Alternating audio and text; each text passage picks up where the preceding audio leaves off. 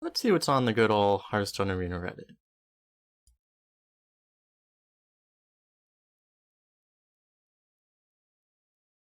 Going to try to do an arena patch without buckets and have all cards be part of one giant pool. Wait, bucket system gone?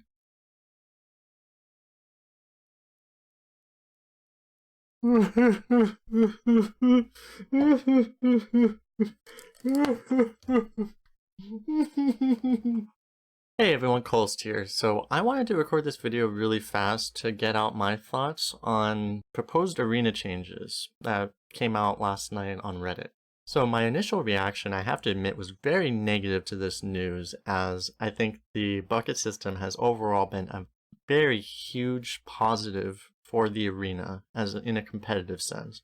But over the last day or so since hearing this news, I've developed a bit of a more nuanced view of the pros and cons of the bucket system. So I want to get this video out on, first of all, explaining exactly, for anyone not aware, what the bucket system actually is, and then what the pros and cons of this system are, some suggestions that I've heard made by the community, and also a bit of my own suggestions, kind of tweaking other suggestions, and really what I think would really be the biggest steps to improve the system without scrapping it completely. Because I think that scrapping the system completely would be, frankly, a huge mistake.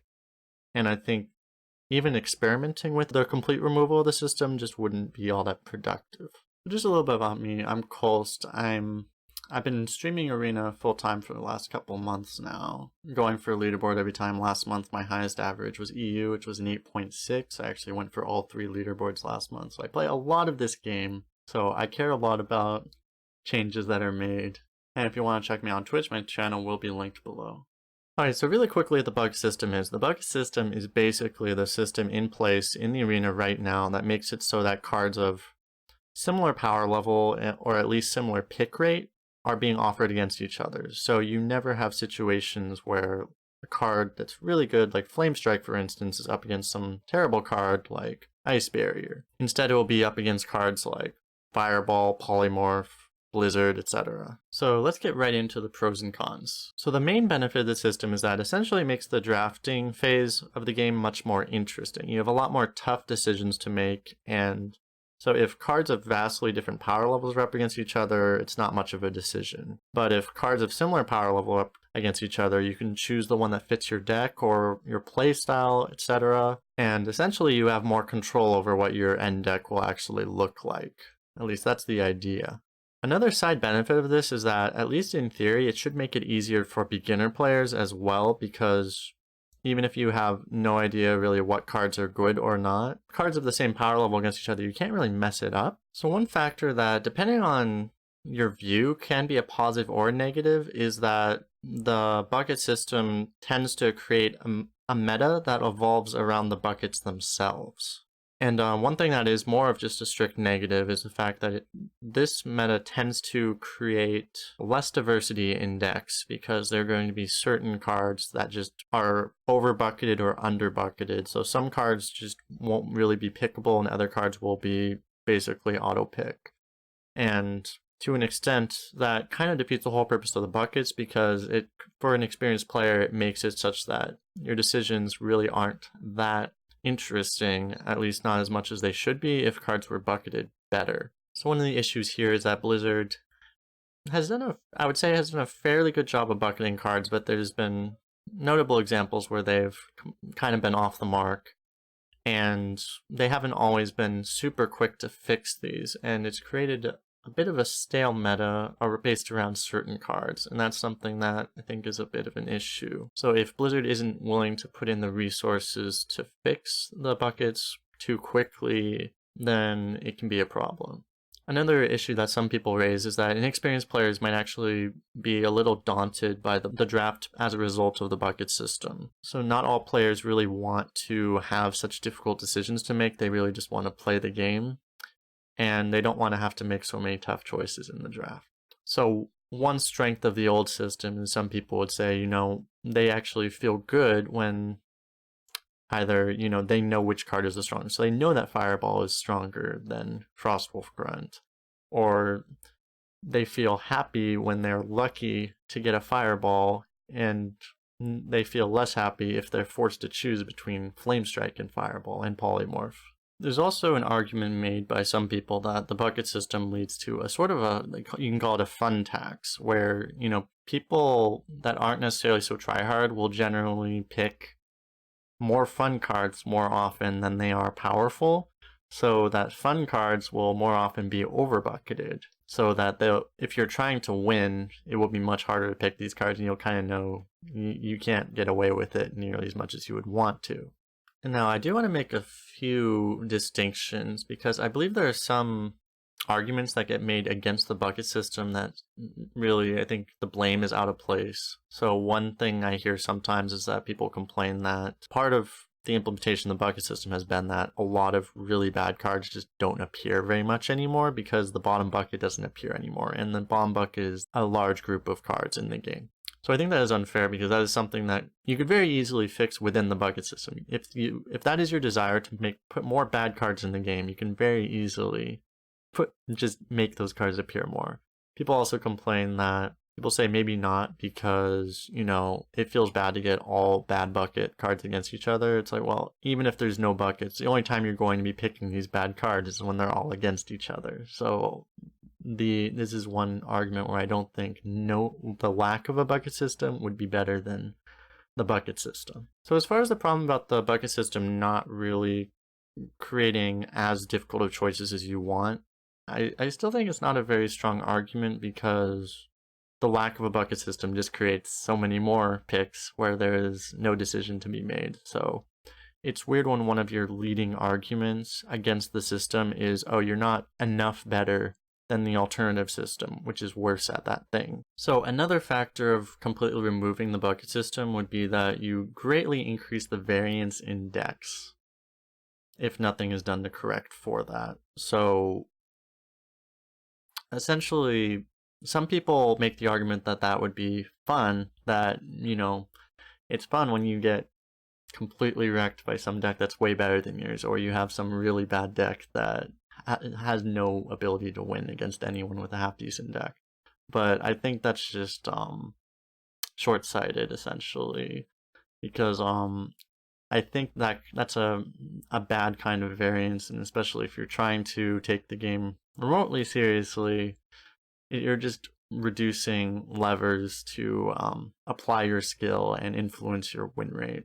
I think that really just makes the gameplay experience less compelling for a more competitive player. So I want to go really quickly into why I think that certain people kind of romanticize the lack of a bucket system, and why I think a lot of the things that they like about the idea of not having a bucket system, you can also very easily have within a bucket system. So you can essentially get the strengths of both. So I have a very quickly drawn chart here, which essentially shows, with the lack of a bucket system, how pick rate will vary by the power level of a card. So typically you would assume there could be exceptions with like maybe really fun cards or whatever, but generally you're going to have the most powerful cards at the top here being picked pretty much every time they're offered, because they're just statistically, they're almost always going to be offered against stuff, way down here, which isn't nearly as good. So, this is your Flame Strike, your Polymorph, your Fireball, etc., etc.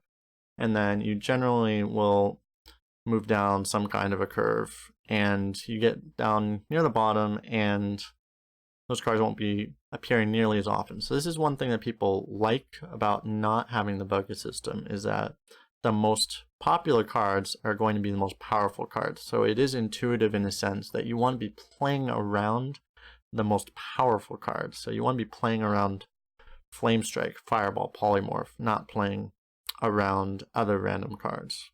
So the reason I bring this up is because I have this chart here which kind of tries to show how it would look more in a bucket system. So you still have very popular picks here, like Flame Strike would still be very likely to be picked, but other cards like Fireball, Polymorph might actually be picked a lot less often because they're up against Flame Strike. And then essentially, as there's going to be edges of each bucket, you're going to have kind of arbitrary cards in certain random places that are all of a sudden going to be way more popular because they're under-bucketed, and other cards that are also over-bucketed and therefore not nearly as pickable. And so you end up with this kind of meta that ends up being defined by where these peaks and troughs are, kind of arbitrarily.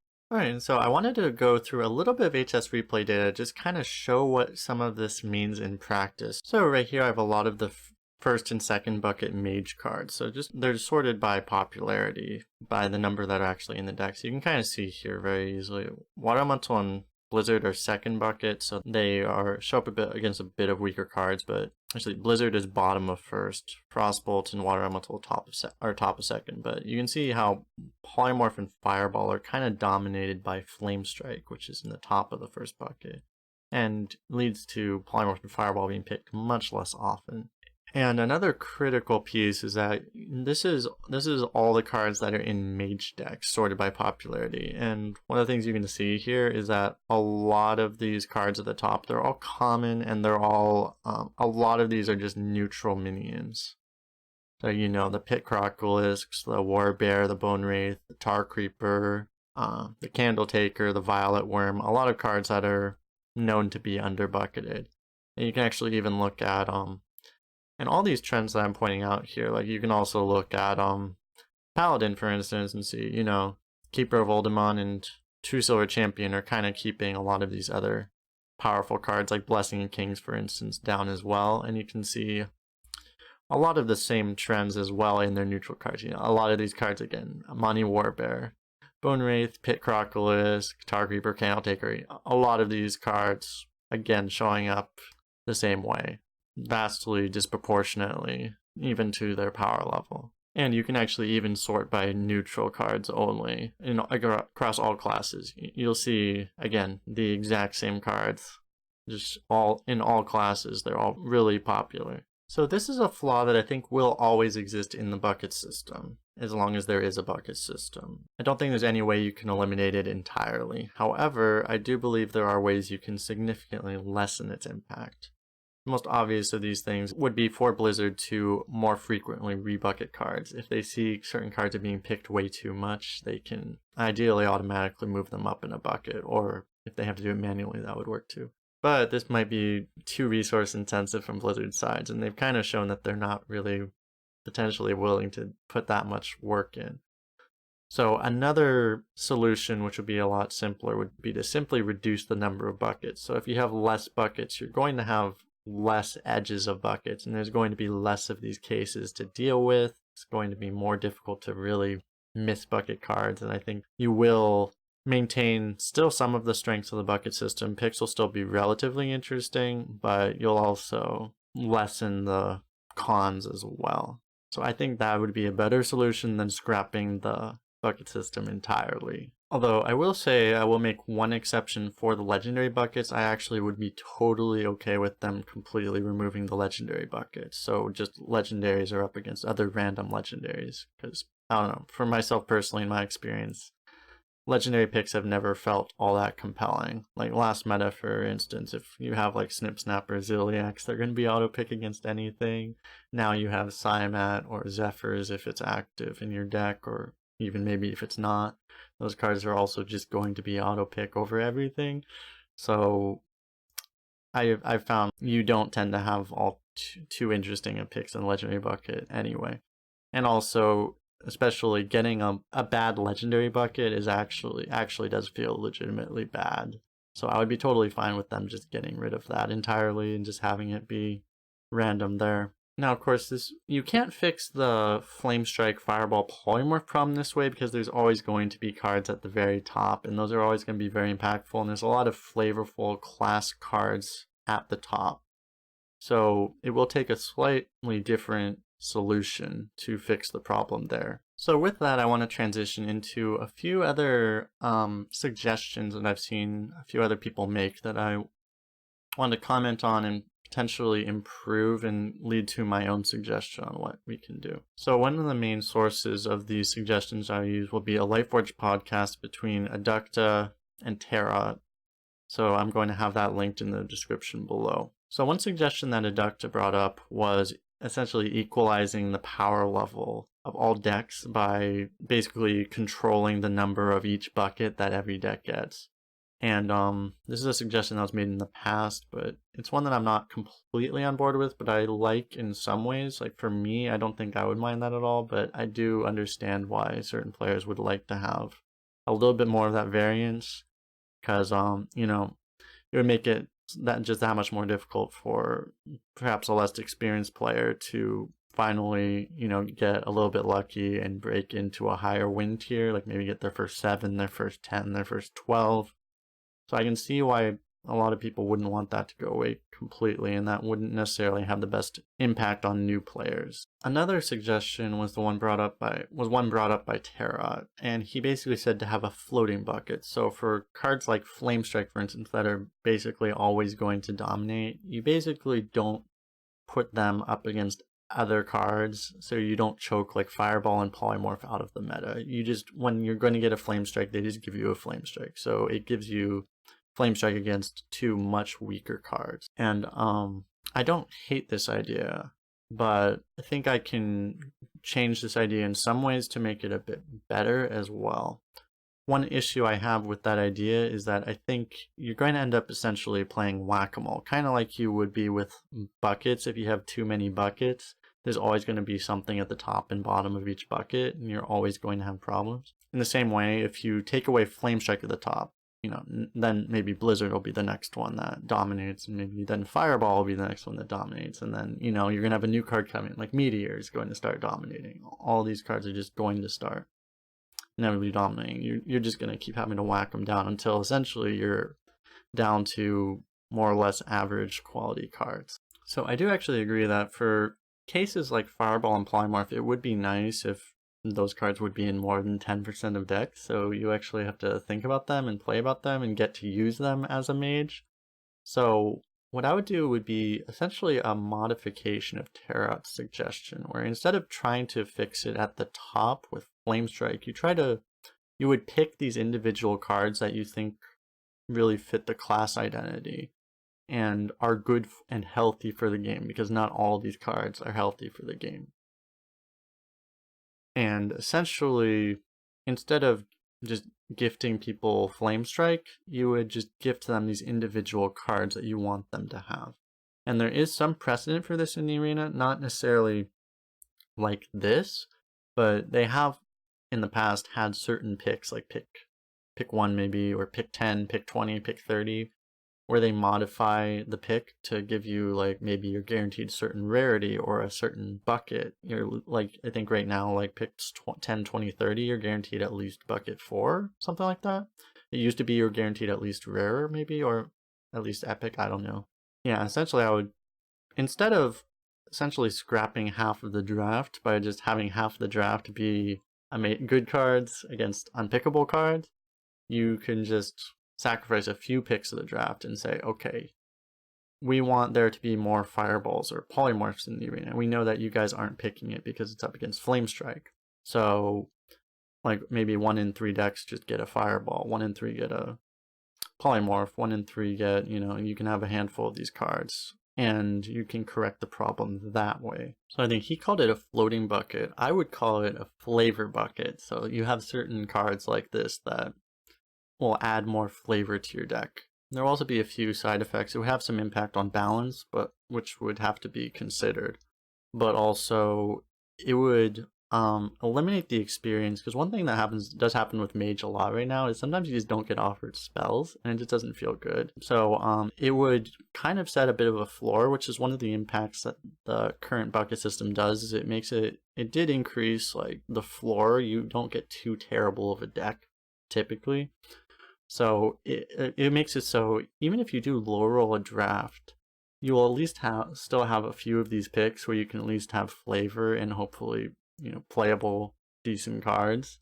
So your deck will feel less, even if it is bad, it'll at least feel less bad. Like, you at least have things to hope for. You can at least hope to find your Fireball, things like that, as opposed to just, having a 30 minion mage deck. And so I think implementing it this way would kind of take some of the good parts of Adducta and Tarot's suggestions, and I think it fixes a lot of the flaws of their suggestions as well. And so I think another strength of this, I mentioned how, when Flame Strike, Fireball, Polymorph always compare against each other, it almost feels bad because you have to pass on such good cards. If you do have at least a few of these picks per draft where you get essentially gifted one of these cards, you get to have that good experience of, yeah, I got lucky, I got to get something. You have this in every draft. So not the entire draft needs to be a tough and unbearable almost decision.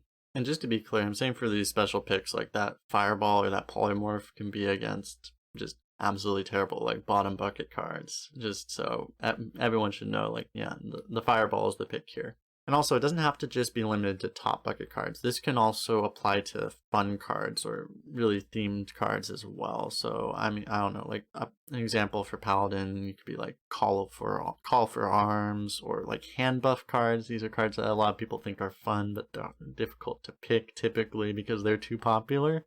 So they're always over bucketed. There's a lot of these cards like these that you think would make the arena experience better, you can put into these picks.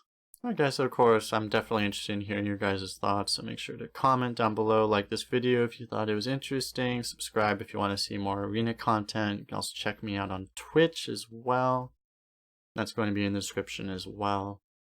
But yeah, I really think that there's a lot that Blizzard could do, so definitely you could make improvements to my suggestion, make completely new suggestions that also be good. I feel like Blizzard has a lot of power at their fingertips, what they could potentially do. So this is just one idea of something that they could do. But I think that just, again, completely throwing out the resource that they have through this bucket system that they put so much work into is just not necessary. I think at the least they can continue to improve off of the foundation that they have. But yeah, alright guys, see you later.